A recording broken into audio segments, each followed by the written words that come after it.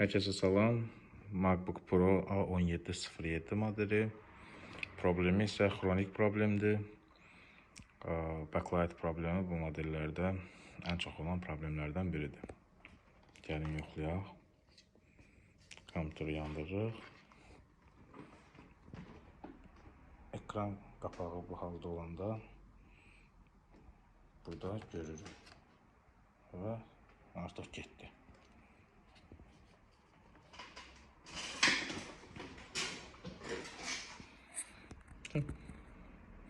Gəlin bu problemi həll edək. Bu bizim MacBookumuzun ekranıdır. Burada bizdə 4 ədəd lent olur.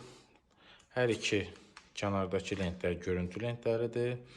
Bu lent kamera lentidir. Bu isə backlight lentidir. Bunu buradan çıxartmışam. Yaxından göstərim sizə. Baxın lentdəki qatdalanma və qırılmaya.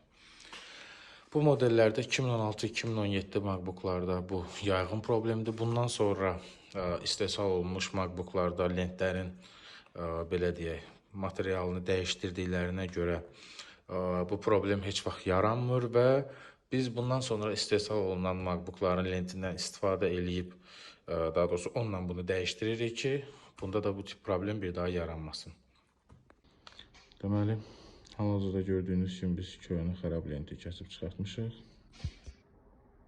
Yeni lenti artıq parçalamışıq. Və gördüyünüz kimi nəticə belədir. Görürsünüz necə səliqəli parçalanıb. Bəli, burada bizim minus linyamızdır, datalarımızdır və plus xəttimizdir. Bunları biz qalın eləmişik ki, hər hansısa bir qızma lentdə və yaxud da ki, çatlama falan olmasın.